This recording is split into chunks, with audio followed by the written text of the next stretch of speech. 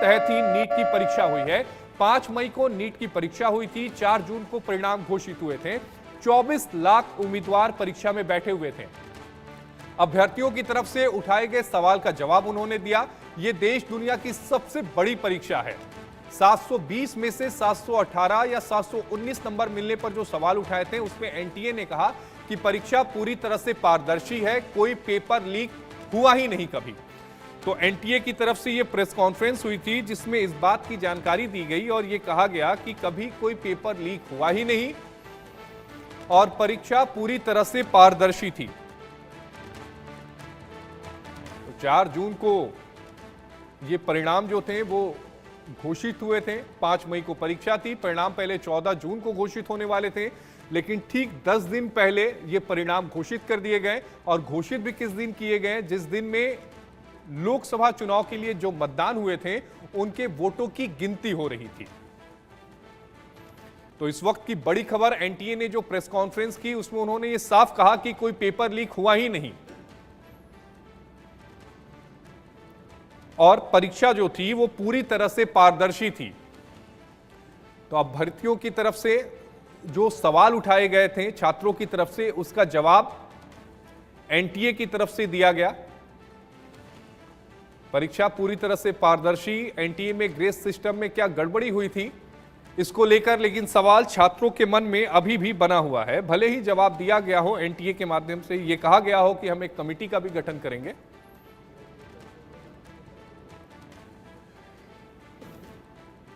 अभी हम अपने मेहमानों से आपको रूबरू कराएंगे, लेकिन उससे पहले ग्राउंड जीरो आपको लिए चलते हैं क्योंकि हमारे 2 सहयोगी हमारे साथ ग्राउंड जीरो से जुड़े हैं। हमारे साथ मोहम्मद अफसर दिल्ली से जुड़े हैं जो एनटीए की प्रेस कॉन्फ्रेंस में थे, और हमारे साथ रितेश मिश्रा पटना से जुड़े हैं। सबसे पहले मोहम्मद अफसर मैं आपके पास आना चाहूंगा। एनटीए की तरफ से जो ये प्रेस कॉन्फ्रेंस की गई है इसमें 5 अहम बातें क्या कही गई?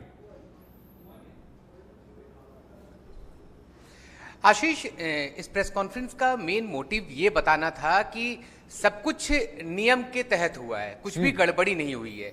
और साथ ही एनटीए के डायरेक्टर जनरल ने कहा, सुबोध कुमार सिंह ने कहा कि हमने हर चीज को बहुत करीब से देखा है और शिकायत आने के बाद हमने 4 सदस्यीय कमेटी का गठन कर दिया है और बहुत जल्दी हो सकता है 1 हफ्ते के अंदर वो अपने रिपोर्ट को पेश करेंगे, रिपोर्ट को सबमिट कर देंगे। और साथ ही ये भी कहा कि इस रिपोर्ट को सबमिट करने से पहले वो उन सेंटर्स पर भी जाएंगे जिन सेंटर्स पर सवाल उठ रहे हैं और जैसा रिपोर्ट आएगा उसके बाद हम डिसाइड करेंगे। नहीं, लेकिन ग्रेस मार्किंग पर उन्होंने कुछ कहा कि नहीं अफसर? पूरे एग्जाम जो ग्रेस मार्किंग दी गई है 1563 छात्रों को, नहीं उस पे उन्होंने क्या कहा? ये सवाल बिल्कुल यही सवाल हमने पूछा था ग्रेस मार्किंग को लेकर के, तो इसको इन्होंने गोल गोल घुमा दिया। उन्होंने कहा देखिए जो नियम है उसके तहत हुआ है। हमने पूछा भी क्या 100 नंबर से ऊपर का ग्रेस मार्किंग हो सकता है, तो उन्होंने कहा देखिए जो कुछ भी हुआ है नियम के तहत हुआ है और इसकी जांच के लिए हमने एक कमेटी भी बैठाई है। मतलब नियम की जांच के लिए कमेटी बना दी क्या? साथ ही ये भी उन्होंने अगर ये कहा कि नियम के तहत हुआ तो क्या नियम के जांच के लिए कमेटी बना दी कि नियम सही था या नहीं?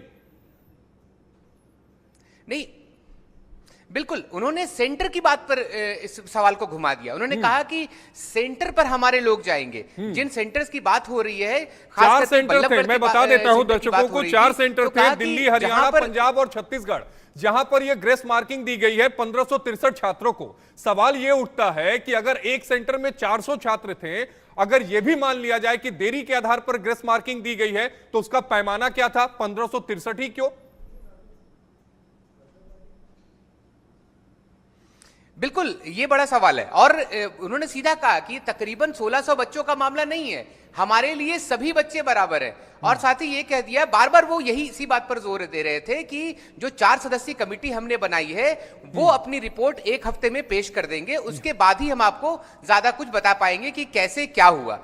वो बार बार सेंटर के ऊपर ले जा रहे थे कि जो 4 सेंटर्स की बात है वहां पर जाएंगे हमारे लोग, फिर उसके बाद डिटेल रिपोर्ट नहीं। क्या जब 4 जून को रिजल्ट आया तो उनको इस बात की जानकारी नहीं थी अफसर कि एक सेंटर है हरियाणा के झज्जर में जहां पर 8 कैंडिडेट्स को 720 अंक मिले हैं, जिनके रोल नंबर 62 से लेकर 59 के बीच में जो रिजल्ट जारी हुआ था उसमें 62 से 59 के बीच में उनका नाम है। क्या इसकी जानकारी उनको 4 जून से पहले नहीं थी? क्या रिजल्ट ऐसे ही जारी कर दिया?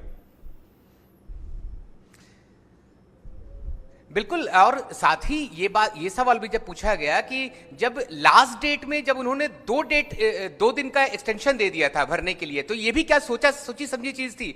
तो इन दोनों सवालों को वो टाल गए।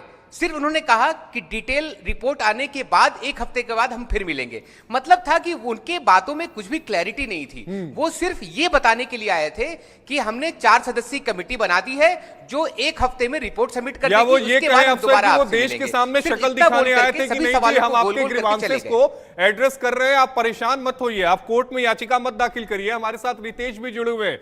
रितेश, जब नीट का एग्जाम था ना 5 मई को, उससे पहले एक खबर ये आई थी कि इसका पेपर लीक हो गया और उसके जो तार थे वो पटना से जुड़े हुए थे। और खबर ये भी आई थी उस समय कि पटना के शास्त्री नगर में एक एफआईआर दर्ज हुई थी। उस एफआईआर की क्या स्थिति है, अगर एफआईआर दर्ज हुई थी तो?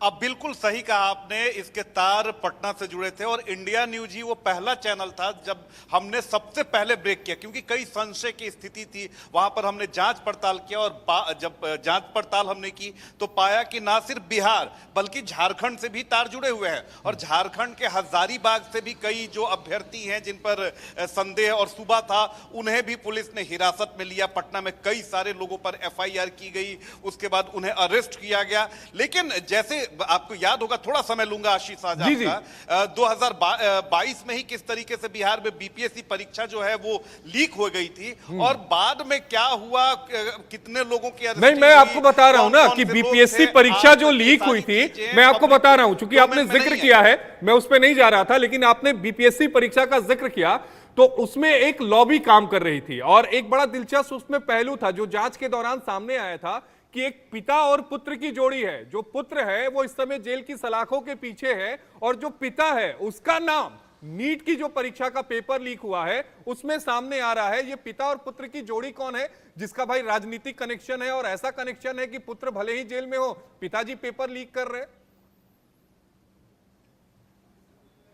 अब बिल्कुल देखिए, वही चीज मैं जोड़ रहा था, लेकिन आपने उस बात को बताया तो देखिए कि किस तरीके से कनेक्शंस एक दूसरे से, ना सिर्फ नीट की परीक्षा बल्कि जो भी प्रतिष्ठित परीक्षाएं हैं वहां पर ये जो सरगना है इस तरह से वो धांधली करते हैं। और इनको बचाते कौन है, आखिर क्यों जांच आगे बढ़ती है, एफआईआर तक होती है, अरेस्टिंग होती है, कई लोगों पर दबिश दी जाती है, लेकिन बाद में आखिर पुलिस क्यों सुस्त पड़ जाती है? क्या कुछ उसके पीछे की वजह होती है? नहीं, लेकिन अब हम आप ये लगातार बताइए शास्त्री नगर रितेश, थाने अभी में आप जाते कह रहे हैं, थे वहां कि जब हमारा भी इस चैनल ऐसा केस था को जिसने हमने सबसे पहले खबर ब्रेक की। मैं उससे एग्री करता हूं कि हमने सबसे पहले खबर ब्रेक की और हम सबसे पहले इस मुहिम को उठा रहे हैं। लेकिन आप जरा ये भी बताइए कि खबर अगर ब्रेक करते हैं तो उसका फॉलोअप भी तो किया जाता है। उस फॉलोअप में, उस एफआईआर में क्या कुछ आपको जानकारी मिली है वो आप बताइए। बिल्कुल देखिए, जाहिर सी बात है कि हम जिम्मेदार चैनल है और जिम्मेदारी के साथ ना सिर्फ सवाल उठाते हैं बल्कि लोगों को हम इंसाफ भी दिलाते हैं। और खास तौर पर जब छात्रों के हक हुकूक की बात आती है तो फिर हम कहीं भी खड़े हो जाते हैं। लगातार मैं खुद गया शास्त्री नगर थाने, उसके एसएसओ से मैंने बात की कि आखिर क्या हुआ इस पूरे प्रकरण में, क्या कुछ जांच आपकी कितनी आगे बढ़ी, लेकिन वो बार बार आईओ पर कभी टाल मटोल कर रहे थे, कभी इलेक्शन का हवाला दे रहे थे। यहां तक कि मैंने एडीजी से कई बार इस दफे इस बाबत बात की, लेकिन उन्होंने ये हवाला दे दिया कि नहीं, इलेक्शंस में सारी जो हमारी पुलिस प्रणाली है वो बीजी है और इस पर आप देश में होना चाहिए। तो बहुत बहुत शुक्रिया आपका रितेश और अफसर। छात्रों के 24 लाख छात्रों के भविष्य का सवाल है। हम चर्चा की शुरुआत